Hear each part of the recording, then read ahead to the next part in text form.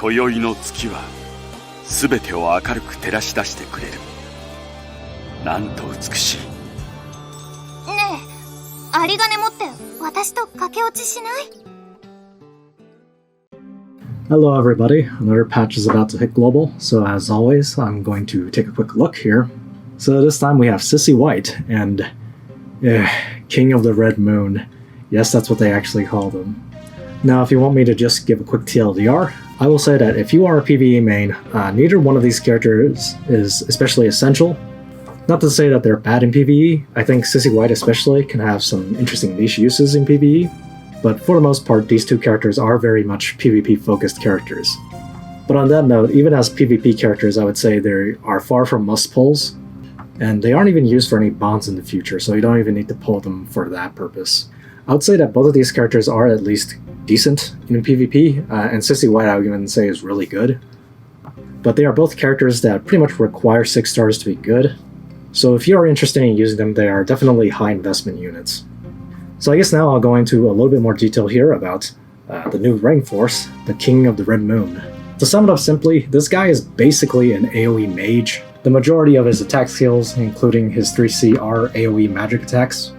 Out of these, the most unique ones are this 2C attack, which is unique because it's an AoE where you can kind of manipulate how strong it is, based on how many targets you decide to hit with it. This is his most standard 2C skill because a 5 range AoE around himself is generally more flexible than using something like Black Hole, which requires you to not only attack something that is at most 3 spaces away from you, but it also requires your enemies to all be clumped up if you want to hit a lot of them at the same time.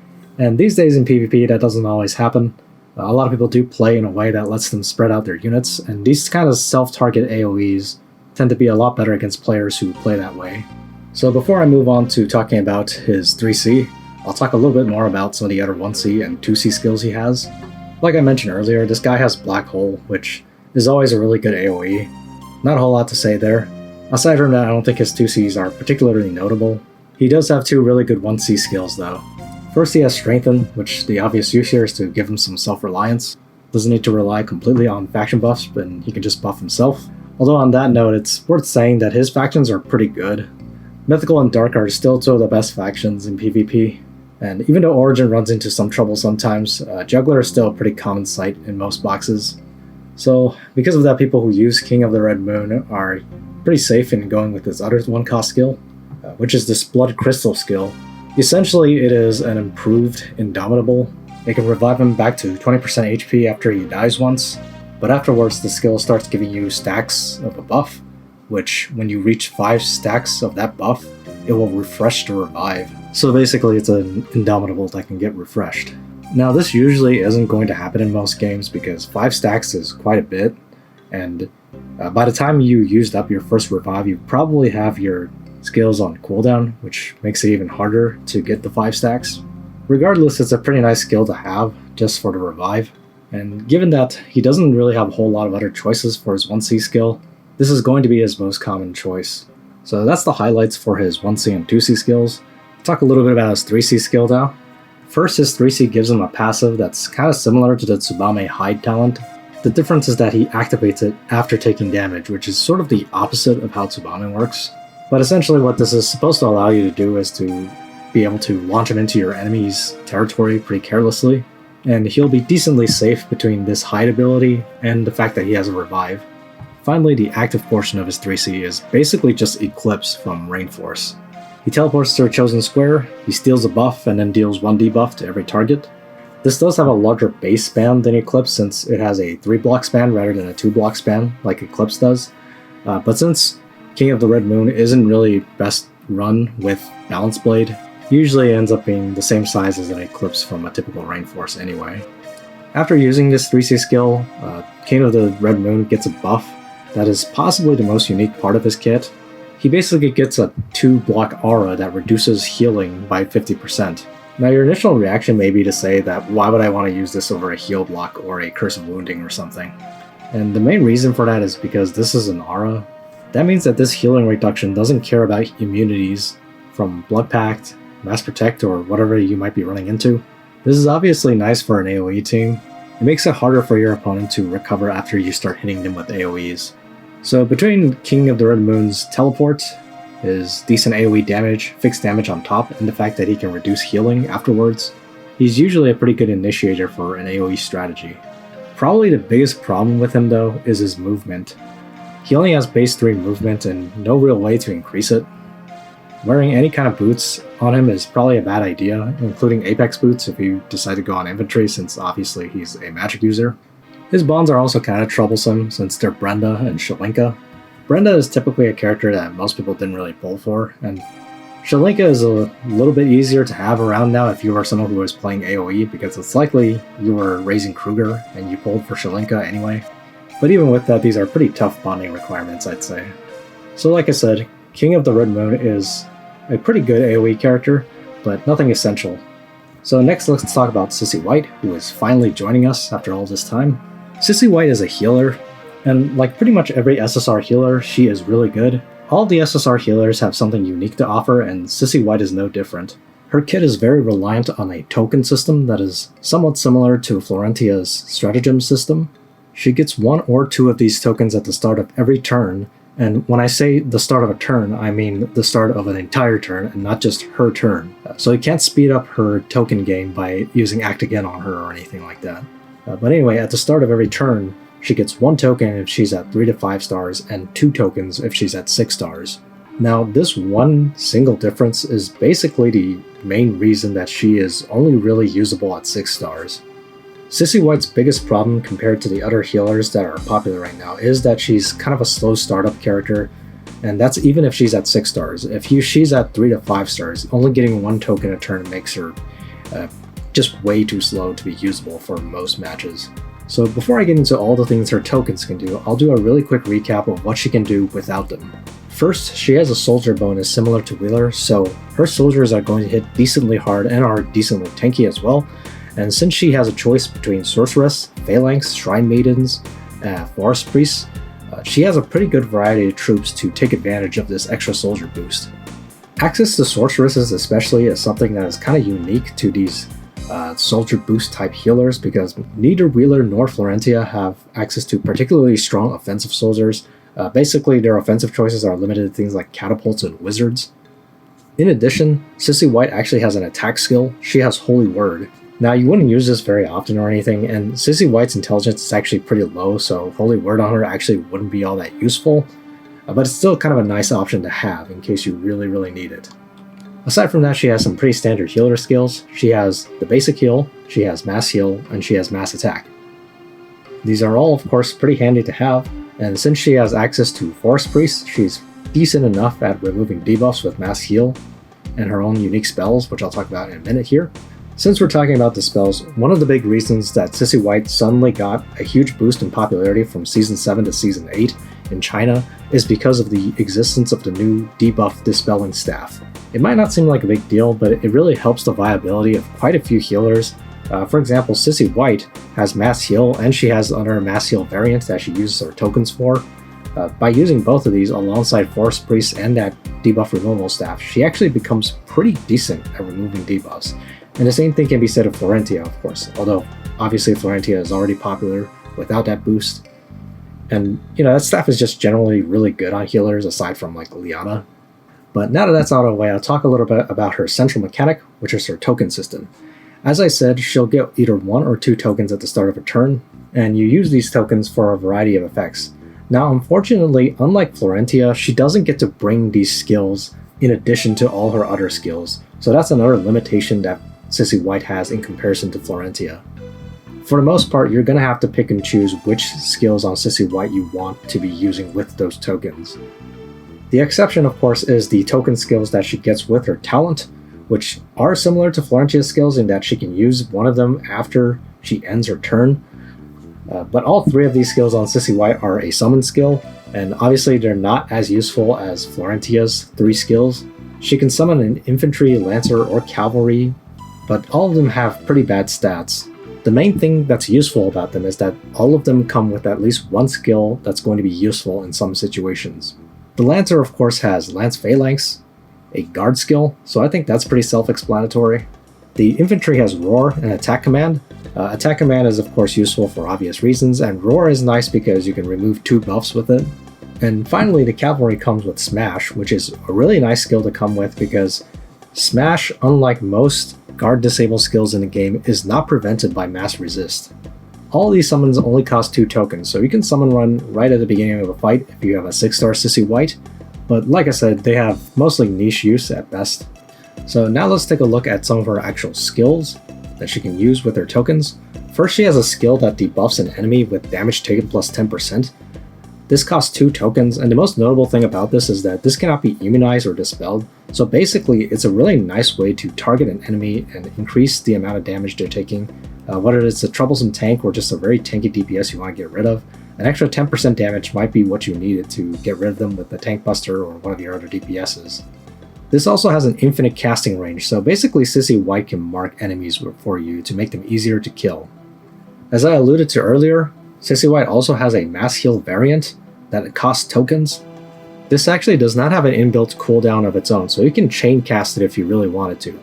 However, it does cost 3 tokens, so if you wanted to be able to chain cast it, you would need to save up a lot of tokens before you could do that. It also increases movement by 1, which isn't as strong as Florentia's movement boost, but do keep in mind that this is an AoE. So basically by turn 2, Sissi White can boost your entire party's movement by 1, which can be useful in a lot of situations. Finally, she has a 2C skill that can blow up an enemy soldier at the cost of 3 tokens. This obviously can be pretty useful if you're trying to bust a tank, whether you're forcing a heal or you're just setting them up to get killed. Either way, it actually lets Sissi White apply some offensive pressure to your enemy, something that most other healers can't really do all that well. At last, let's take a look at Sissi White's 3C. First, the passive portion of her 3C says that anytime a summon dies on the map, she'll get 1 of her tokens. This actually does include your enemy summons, so if you run into somebody who likes abusing summons for powering up your Yusuke or your Rain or something, then you can sort of punish them by having Sissi White there, and she gets to get a bonus as well. The active portion of her 3C has 2 skills in it. First, you have one that only costs 1 token. It buffs an ally and says that every time that unit kills an enemy, they will give 2 tokens to Sissi White. So in a way, it's kind of an analog to Florentia's winning strategy. Obviously, this is used to get Sissi White more tokens very quickly, but since you don't kill enemies very often in PvP, or at least by the time you do, it's not as helpful anymore. So this is mostly for making Sissi White more viable in PvE, I think. It's not useless in PvP or anything, but you better be pretty confident about whichever unit you decided to buff with this. Because of course it has to be that unit killing enemies and not some other unit on your team doing it. So now last but not least of Sissi White's ability is the other skill in her 3C, which is an Act Again skill. So yes, once again we have a healer that can cast an Act Again on a party member. Sissi White's, however, is the strongest one yet. Not only does it act again an ally, but it restores 100% of their life. It also buffs their attack, intelligence, defense by 30%, and their damage dealt by 10%. However, this only lasts 1 turn, so you gotta be sure whichever unit you decide to act again with Sissi White doesn't use a Cold Blood style skill, unless it's one of the ones that can preserve their buffs. The other big downside of this skill is that it costs 5 tokens. So by the time this skill is ready to go, you're 3 turns into the match. With how fast-paced the meta can be nowadays, there are plenty of matches that end before the 3rd turn even happens. But even with all these downsides, the strength of this act again is undeniable. So when you look over Sissi White's skills, you can see a lot of very powerful effects from her tokens, and you can see that she has a lot of unique effects that are all her own. So that's what makes her an attractive option, even with all the really powerful healers that are already in the game.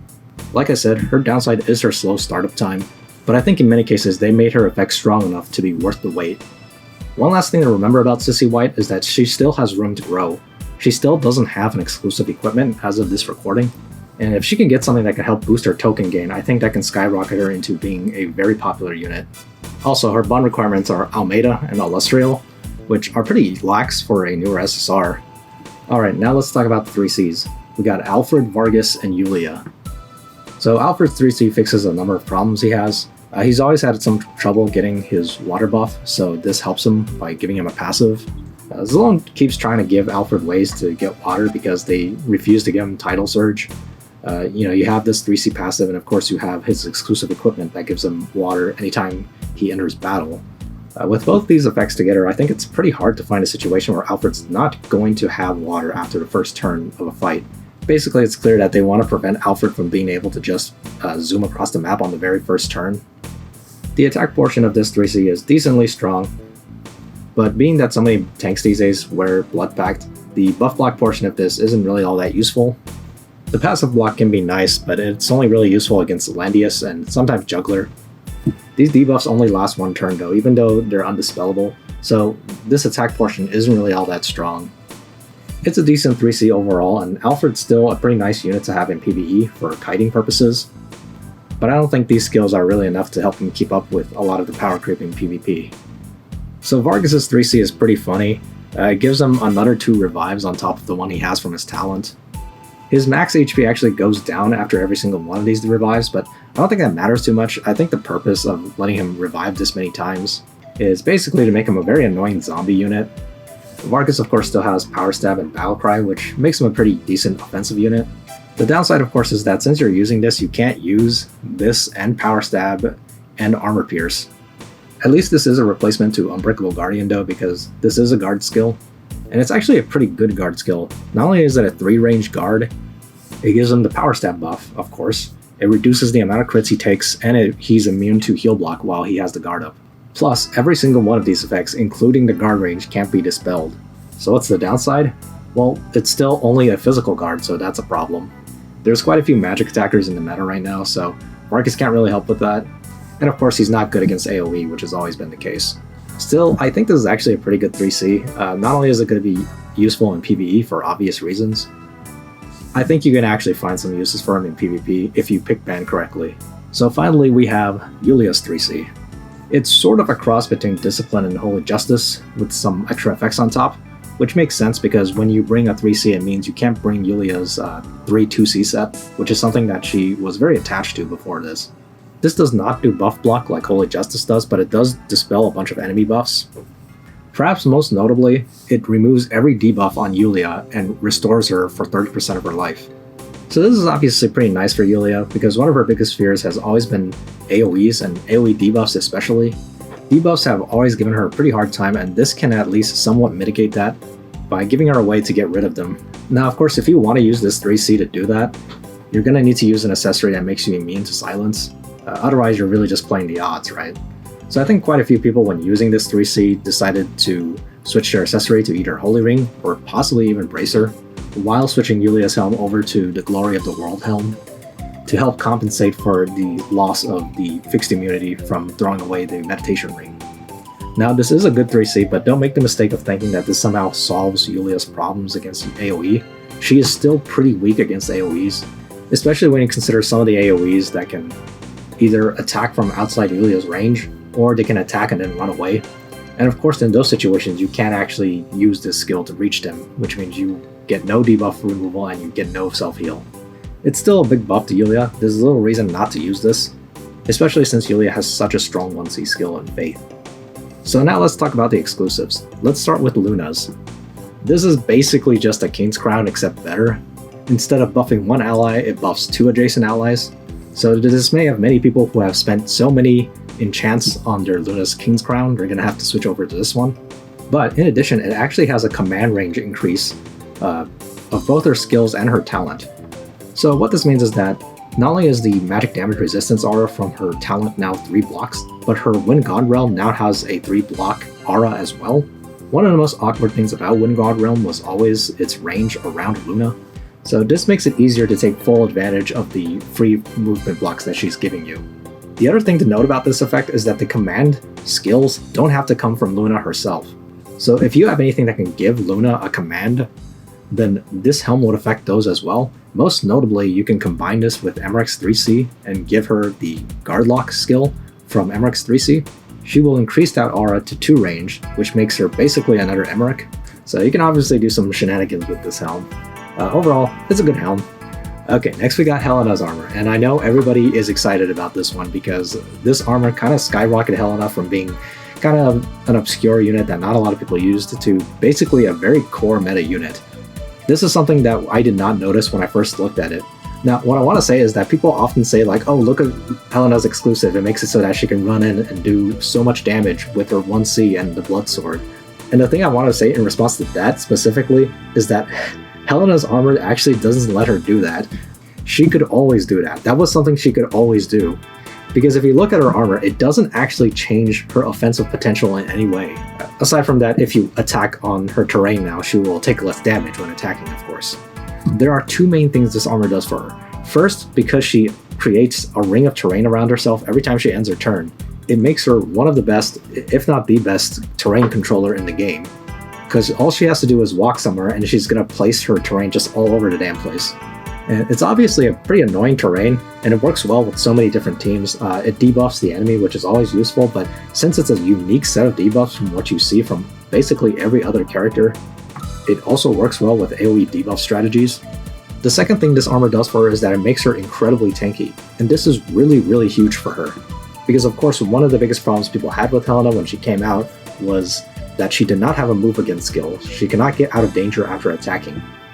So their solution to this, instead of just giving her a move again like all those other cav units, they instead make it so that Helena is very annoying to kill. Not only does she has a 15% damage reduction on all types of damage, but every time you attack her, she will restore 30% life afterwards. Combine this with the fact that she can run through enemies, she can engage teams pretty fearlessly, and she can run away if she senses there's going to be any kind of trouble. So that's really what this armor does for her. Her offensive potential was always there. It's just that she needed a way to follow up on that, and this tankiness really gives her that ability. And of course, it also makes her pretty useful in late game. She can be a really strong bruiser who not only outputs a lot of damage, but also can take quite a few hits before she goes down. And of course, Helena still has all the strength that she's always had.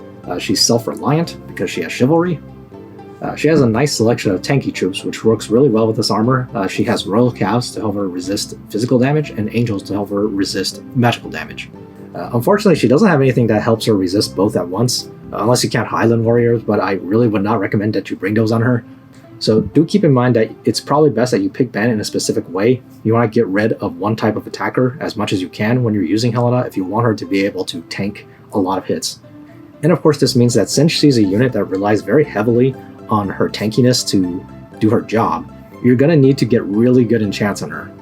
You obviously want good attack so that she does a lot of damage, but you also want nice HP so that she can survive. Now, HP and attack is pretty standard for most DPSs to try to enchant for, but obviously it's easier said than done, and it's going to take a lot of enchants for you to get the ideal set for Helena. But overall, this is obviously a very good exclusive, and it lets Helena really emphasize her strengths, which is that she can do both single target and AoE, and she fits into so many different kinds of strategies, and she's just doing a lot of different things for you at once. So finally this month we are going to be expecting SP Altemuller. Now if we follow the schedule as the Chinese server as we usually do, we're not going to get SP Altemuller's Heart of Desire until the 3rd week of this patch cycle. So for all you Altemuller fans, there's still going to be a bit of a wait before you can get him. SP Altemuller is in many ways a straight upgrade to Altemuller's Flyer class, but he does have a couple new toys of his own. So when I say he's a straight upgrade, what I mean is that most of his kit is still the same. He's still a bulky flyer DPS with an attack bonus rather than a damage bonus, but now his stacks work a little bit differently. Basically, he can still earn them while entering battle like he always did, but he has a couple new ways of earning the stacks now. At the start of an entire turn, he'll get 1 stack, and when an enemy dies, he'll get 1 stack. He also has his maximum stack increased by 1 every time an enemy unit dies, up to a max of +2. It should be noted that each stack of his talent now actually gives less attack than it did in his base class, although the physical damage taken is still the same amount per stack. But in exchange, you get to not only get the stacks a lot easier, but you get to stack them up higher. And SP Altemuller's base attack is actually higher than his Dragon Master class, so overall it is an increase. Now for the most part, his base kit still has the same value as it used to. Raging Thunder is still a really good skill. His faction buff of course gives him a lot of flexibility in a box. The biggest buff to his original kit is probably how his new skills interact with his 3C. Previously, his 3C was kind of lackluster. It basically made him to like kind of a weaker Claret. So one of his new skills is essentially like the Ares Draw-In. It does an AoE and then it draws in all enemies within 2 rings. It gives him Wind Ride, which is something his 3C didn't give him before, so it's nice that this gives him Wind Ride. After he teleports the enemies next to him, if he has a faction buff active and he has at least 3 enemies adjacent to himself, then he will be able to act again and attack, although he won't be able to move. So this is supposed to combine with his 3C so that he can do 3 straight attacks in a row. Now because of how the draw-in works, and it places enemies all around Altemuller, if you wait until your enemy's guard range is down, then you can go in, draw them all in around Altemuller, and he will be able to kill pretty much whatever enemies you think are squishy enough to kill. So the typical combo would be that you use this new skill to not only AoE them, which breaks things like sorceresses and last rites, even if you don't have a Ragnarok handy, and then you draw them all in next to Altemuller. Altemuller can then use his 3C to potentially kill either 2 or 3 enemies depending on how it goes, because of how his 3C works. Now obviously this is assuming all the stars align and your opponent is careless enough to allow Altemuller to do what he is designed to do. But when you combine Altemuller's potential here alongside all the utility he can provide a team in the form of a faction buff, he can do AoEs with Dragon Breath if it's really necessary, and he has Gale if you want to annoy people. Although if you don't like Gambly, his other new skill is also very useful. So basically this is a passive that heals him for 10% HP for every stack of his talent that he has, up to 30%. So when Altemuller is fighting multiple enemies in a row, using his combo of his new skill plus his 3C, you can use this other new skill, this Wing skill, to help sustain his HP while he fights each of these targets. For the same reason, he's still pretty good with Vampire Bats. They help sustain his HP while he's fighting multiple targets, although this does of course limit his kill potential against more bulky targets. But even though Vampire Bats are offensively not that impressive, they're probably still a better choice than a lot of the other things he can use, including his new troop, which is Steelwing Warrior. Now Steelwing Warrior wasn't like a terrible choice to give him as a new troop. They are a good offensive troop, but I think I would have really preferred something like Werewolves or something for him. But whatever case, because of this kind of lackluster soldier choice that Altemuller has, you might end up using Vampire Bats mostly still. And of course, if you want to use Altemuller as an off-tank sometimes, or you just want him to be kind of bulky, you can always use Phalanx. But of course this limits his movement quite a bit, and that's really Altemuller's weakness in general still. He does have the base 5 movement of a flyer, and one of his new skills gives him a little bit extra mobility sometimes, but overall Altemuller's striking range is his problem, so he only really has the 5 move range from his flyer class, and he doesn't have a whole lot of other ways to increase his movement.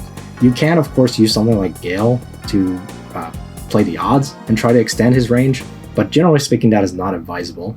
It's probably best to just accept that Altemuller has a mediocre at best movement range, and trying to make up for that aspect of him by increasing his bulk or bringing teleporters on your team, or just playing slower games with a tank and everything. Overall, Altemuller is a pretty huge improvement to the base Altemuller. It of course really helps him that he has a lot of factions that are relevant to the meta right now. The Dark faction of course is always really strong with Bozel and Licorice available to buff him. And Empire, of course, is getting a lot of help right now because Bernhardt is relevant. And like I said, he can buff himself, of course, but his skill set is definitely way better if somebody else is buffing him, as is you might expect. He doesn't get completely crippled by running faction buff like, say, SP Sigma might get crippled, but it does make him weaker. As for the content we're getting in this update, most notably we're getting new main story chapters. As far as rewards from these chapters go, there is a free Miracle Staff buried in one of the side missions, so that's definitely really nice if you have been unlucky with getting that to drop. There is also going to be an overhaul of the gold stage.